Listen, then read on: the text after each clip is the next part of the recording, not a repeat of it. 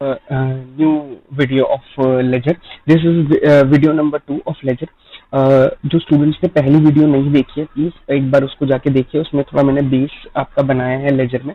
Okay, now we are moving on to the third example. Third example और third transaction you can say, bought furniture for rupees 60,000 and issued check for the same. So very simple entry, we have purchased a furniture and paid the amount by cheque rupees 60,000. तो ledger में कैसे entry करेंगे? तो first of all I told you that पहले आप debit entry करेंगे, ज्यादा better है. तो डेबिट जरूरी नहीं है पहले आप डेबिट का ही लेजर बनाए, लेजर आप कोई सा भी पहले बना सकते हैं, नॉट एन इशू. बट आप पहले क्या करेंगे, आप पहले डेबिट एंट्री करेंगे. तो furniture account is being debited, तो फर्नीचर अकाउंट में डेबिट साइड आप क्या करेंगे, टू बैंक लिख देंगे, टू बैंक. ओके, अब इसकी इंपॉर्टेंस आपको फिफ्थ एग्जाम्पल में आपको दिखेगी तो समझ में आएगा. तो अमाउंट टू बैंक लिखेंगे, सामने लिखेंगे अमाउंट ऑफ फर्नीचर 60, और ये अब क्रॉस आ जाएगा बैंक के लेजर में bye furniture with the same amount. Okay, 60,000. Okay, आपको समझ में आया, very simple. Now fourth example की तरफ चलते हैं. फोर्थ एग्जांपल में goods purchase from Sumit Traders. Okay, rupees 55,000. तो यहाँ पे देखिए हमने गुड्स खरीदे हैं, तो entry will be purchase account debit to Sumit Traders. Sorry, amount गलत हो गया, 50 it comes to 55,000. Okay, so 55,000 purchases account debit to Sumit Traders. अब देखिए जानबूझ के इसमें पहले मैंने क्रेडिट वाला लेजर बनाया है ताकि आपको क्लैरिफाई हो मैं क्या कह रहा था. ओके, तो इस एग्जांपल में purchase to Sumit Traders is the entry, but मैंने पहले क्रेडिट वाला लेजर बनाया. लेजर का सीक्वेंस कोई सा भी हो सकता है, कोई फिक्स नहीं है, आप कोई सा भी लेजर पहले बना सकते हैं, राइट. तो इसमें सुमित ट्रेडर्स पहले बनाए और एंट्री है purchase account to Sumit Traders. तो पहले में आप हमेशा डेबिट एंट्री करें. तो परचेज अकाउंट डेबिट है, तो पहले मैं दूसरे वाले लेजर में एंट्री कर रहा हूँ, ध्यान से देखिएगा. मैं लिखेंगे टू परचेज अकाउंट डेबिट है ना, purchase account debit to Sumit Traders, to Sumit Traders.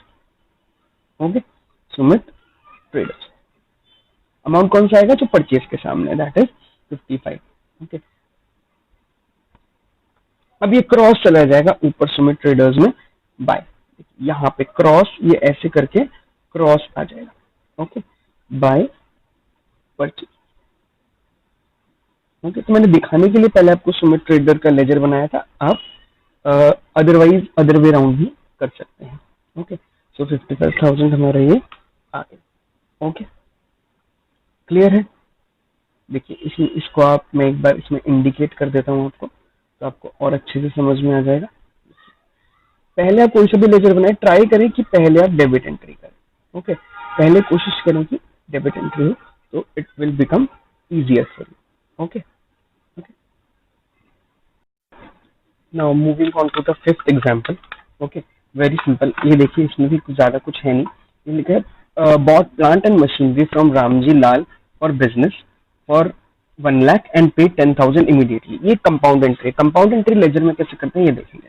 Okay, so date हमें भी पता नहीं इसलिए कॉलम खाली छोड़ दिया. Plant and machinery account debit to cash to Ramji Lal. अब देखिए इसमें कैसे एंट्री करेंगे, तो कंपाउंड एंट्री को कैसे पोस्ट किया जाता है ये समझेंगे. Very simple. तो हमने तीनों लेजर अपने यहाँ पे बना लिए. सबसे पहले मैंने आपको बोला डेबिट एंट्री करिए. तो debit entry, if you see the debit entry, it is saying purchase account, purchase plant and machinery account debit to cash to Ramji Lal. तो प्लांट एंड मशीनरी में आपको देखिएगा दो डेबिट्स है, मतलब डेबिट अकाउंट एक है पर उसके अंदर क्रेडिट दो है. ओके, तो plant and machinery account is being debited by two accounts. Okay, so two cash. Okay, पहले डेबिट एंट्री करेंगे. इफ यू सी कैश कितना है, ओके, और यहाँ पे टू आप ये देखेंगे टू रामजी लाल भी है, रामजी लाल. ठीक है, रामजी लाल अकाउंट. ओके, तब देखिए मशीनरी का अमाउंट है 1 लाख. हमें मशीन, आप देखेंगे ध्यान से, तो मशीनरी डेबिट जो हुई है, machine is being debited by rupees 1 lakh. तो हमको अमाउंट 1 लाख, हमें कुछ ऐसा करना पड़ेगा लेजर में कि अमाउंट 1 लाख ही आए. ओके, लेकिन दो अकाउंट यहाँ पे क्रेडिट हुए, तो हम क्या करेंगे, plant and machinery account debit. अब दो account debit, to cash to Ramji Lal, पर अमाउंट 1 लाख आना चाहिए because machinery is worth rupees 1 lakh. तो हम बड़ा सिंपल है, हम कैश के सामने 10,000 लिख देंगे, रामजी लाल के सामने 90,000 लिख देंगे. तो क्या हुआ, हमारा लेजर भी 1 लाख से डेबिट हो गया प्लांट एंड मशीनरी का. Very simple. अब मैंने आपको बोला है कि बस आपको कुछ नहीं करना है, आप डेबिट एंट्री करने के बाद क्रॉस एंट्रीज करिए. क्रॉस में देखिए सबसे पहले क्या होगा. ओके, सो क्रॉस एंट्री करने के लिए वेरी सिंपल है, आप कैश का जो 10,000 है वो आप कैश में ले जाइए, और जो रामजी लाल का है जो रामजी लाल का है वो हम रामजी लाल में ले जाएंगे, देखिए कैसे। ओके, जो रामजी लाल का है वो अमाउंट हम रामजी लाल में क्रॉस कर देंगे। ठीक है, ये दोनों में एक बार आपको दिखा देता हूँ करके, ये देखिए, एंड रामजी लाल वाला हम रामजी लाल में चलेंगे, देखिए कैसे ले जाएंगे। ओके, सो यहाँ पे हम लिख देंगे बाय, किस अकाउंट से आ रहा है ma'am, by plant and machinery. तो मैं शॉर्ट में लिख रहा हूँ plant and machinery account, sorry plant and machinery account कितना, कैश कितना है 10। ओके, और यहाँ पे आ जाएगा बाय, यहाँ भी आएगा by plant and machinery. Okay, यहाँ भी आएगा आपका प्लांट एंड मशीनरी। ओके, कितना आ जाएगा, ये 90 आ जाएगा। देखिए हमने किया कुछ नहीं है, बड़ा सिंपल काम किया है, हमने लेजर्स बनाए हैं बस और उनको अपने अकाउंट में पोस्ट किया है। फिर से देख लीजिए, plant and machinery account debit to Ramji Lal, तो प्लांट एंड मशीनरी में हमने डेबिट कर दिया ये दो अकाउंट्स को। ठीक है, नाउ बस अपने अपने लेजर में ये क्रॉस चले जाते हैं, कैश का अमाउंट कैश के लेजर में क्रॉस चला गया एंड रामजी अकाउंट का अमाउंट रामजी लाल में क्रॉस चला गया। This is how we do ledger. So moving on to the next process. तो इसी लेजर में जब आप पोस्टिंग पूरी कर लेते हैं, when the posting gets completed, when you have posted all the entries, then we'll close and balance the ledgers. So this is the step where we final classification take place. After classification, you need to know the balance. For example, if the cash you have earned is 10,000 and spent is 8,000, then the balance is 2,000. तो यही आपको laser में निकालना है। मतलब अगर आप cash का लेजर इमेजिन करें तो कैश के डेबिट साइड में 10,000 दिख रहा है एंड मान लीजिए क्रेडिट साइड में 8,000 दिख रहा है, तो उसका बैलेंस 2,000 आएगा। तो इसी को हम क्लोजिंग एंड बैलेंसिंग बोलते हैं। Once the transactions are posted in the respective accounts, the next process is to calculate the net effect. जो अगला हमारा प्रोसेस है इज टू कैलकुलेट, हम अब क्या कैलकुलेट करते हैं, नेट इफेक्ट को कैलकुलेट करते हैं, वेरी इंपॉर्टेंट। ओके, ताकि मैं फाइनली बैलेंस पता हो। एकदम सिमिलर है कि आप जाते हैं अपनी किसी शॉप पे और वहां पे आप ये पूछते हैं भैया हमारा बैलेंस बता दो, तो आपको आपका क्या बताते हैं, वो आपको आपका नेट इफेक्ट बताते हैं, वो नेट इफेक्ट एक्चुअली बताते हैं आपको। ठीक है, आई होप आपको बैलेंसिंग का मतलब समझ में आया। ओके, तो इसमें कुछ ज्यादा बड़ी चीज नहीं है, बस वो आपको नेट इफेक्ट निकालते हैं। अब नेट इफेक्ट क्या होता है वो समझ लीजिए। So net effect is the difference between total of debit side and total of the credit side of account. तो आपका जो नेट इफेक्ट क्या है, वो डेबिट और क्रेडिट साइड का डिफरेंस है और हमें पता लग जाता है अकाउंट का बैलेंस क्या है। इसे कैसे करते हैं वो समझ लीजिए।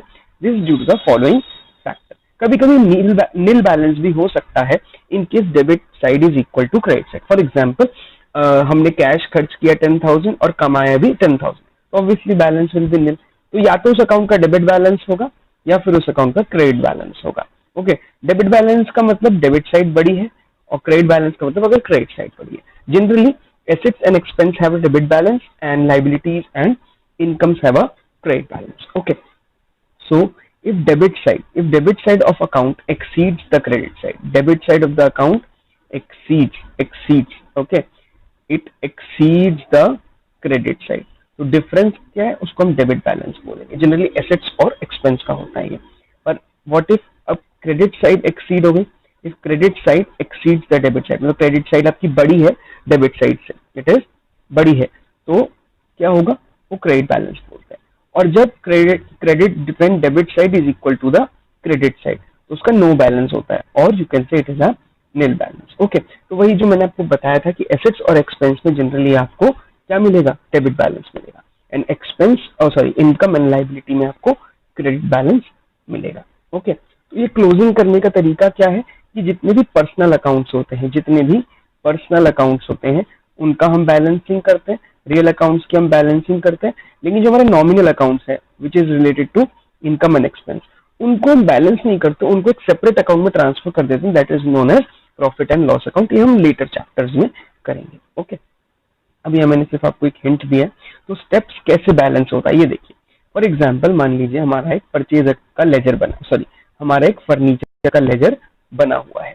तो फर्नीचर के लेजर में आप देखें तो 3 एंट्री हो रखी है, 2 कैश, 2 अजय और 2 विजय। यहाँ पे आप लोग 2 लिखेंगे, यहाँ नहीं लिखा हुआ है 2, आप लोग लिखेंगे डेट पर्टिकुलर अमाउंट, ये फॉर्मेट है और यहाँ डेट्स लिखी हुई है और यहाँ पे एंट्री हो रखी 2 कैश, 2 अजय एंड 2 विजय। ठीक है, कैश में हो रखे 25, 35 एंड 80। तो ये डेबिट साइड एंट्री हो रखी है सारी की सारी। तो आप देखें, और क्रेडिट साइड आपको कोई एंट्री अभी नहीं दिख रही है, क्रेडिट साइड आपकी ब्लैंक है, तो कोई एंट्री होगी नहीं क्रेडिट साइड में, दैट्स व्हाई। तो अब देखिए इनका टोटल अगर आप देखें तो 140, ये अकाउंट का बैलेंस हमने कर दिया। ठीक है, अकाउंट को बैलेंस कर दिया, इसको बोलते हैं by balance CD. Debit side बड़ी थी, क्रेडिट साइड छोटी थी, तो इसलिए बैलेंस क्या हो गया, इसे डेबिट बैलेंस बोलते हैं, और बैलेंस बैलेंस सीडी हमने निकाल दिया 140। इस लेजर का जो बैलेंस है वो 140 है। लास्ट में ध्यान रखेंगे दोनों का टोटल क्या आएगा, दोनों का टोटल बराबर आएगा। ओके, आपके दोनों का टोटल क्या आएगा, इक्वल आएगा लेजर का। इसको बोलते हैं बैलेंसिंग ऑफ अकाउंट। ओके, समझ में आ गया। एक और एग्जांपल देखते हैं। देखिए, जैसे फॉर एग्जांपल आपका ये वाला लेजर है राज अकाउंट। ओके, तो राज में ये 3 एंट्री क्रेडिट साइड हो रही है, अब डेबिट साइड आपकी कोई भी एंट्री नहीं हो रही है, डेबिट साइड आपकी कोई भी एंट्री नहीं है, तो आपकी क्रेडिट साइड बड़ा है तो इसको हम क्रेडिट बैलेंस बोलेंगे, और इसका बैलेंस 20500 आ रहा है, जिसको हम यहाँ पे बैलेंस करके लिख देंगे। मतलब जिस तरफ एंट्री है दूसरी साइड आपको बैलेंस करने के लिए क्या करना पड़ेगा, उस साइड का टोटल करना पड़ेगा। मतलब कि अगर क्रेडिट साइड है, अगर क्रेडिट साइड बड़ी है तो उसमें से डेबिट साइड को आप माइनस करके बैलेंस लिख देंगे यहाँ पे। और डेबिट साइड बड़ी है, जैसे कि हमारी ऊपर डेबिट साइड बड़ी थी फर्नीचर अकाउंट में, वैसे भी वो एक एसेट अकाउंट है तो स्वाभाविक है उसका डेबिट बैलेंस होना था। तो डेबिट बैलेंस ये साइड बड़ी थी तो हमने इसमें से छोटी साइड को माइनस करके बैलेंस कर दिया। वेरी सिंपल, बस दोनों साइड आपकी बैलेंस होनी चाहिए। ओके, अच्छा अब इसके बाद क्या करते हैं, इसके बाद बड़ा सिंपल सा काम है। जैसे फर्नीचर अकाउंट का एग्जाम्पल मैं दोबारा ले लेता हूँ। ठीक है, करना क्या है, जब आप एक बार बैलेंस सीडी कर देंगे, एक बार आप बैलेंस निकाल लेंगे किसी भी लेजर का, तब बस आपको करना क्या है, जो नेक्स्ट मंथ की फर्स्ट डेट या नेक्स्ट ईयर की फर्स्ट डेट होगी उसमें उस बैलेंस को दोबारा से कॉपी कर देना है। इसको इंटरप्रेट करना, इसको रीड करना समझिए। देखिए, फर्नीचर हमने खरीदा है 3 लोगों से। एक 25 का फर्नीचर हमने कैश में खरीदा, एक 35 का फर्नीचर हमने अजय से खरीदा, एंड 80,000 का फर्नीचर वी परचेज फ्रॉम विजय। तो ये 3 सोर्सेज से हमारे पास फर्नीचर है। ये एक फर्नीचर भी हो सकता है और ये अलग अलग फर्नीचर भी हो सकते हैं। तो as on the last day of the year, और you can say as on the last day of the month, हमारे पास टोटल फर्नीचर 1,40,000 का था। ओके, अब आपको क्लासिफिकेशन समझ में आ रही होगी। तो हमने क्या किया, 140 का बैलेंस कर दिया।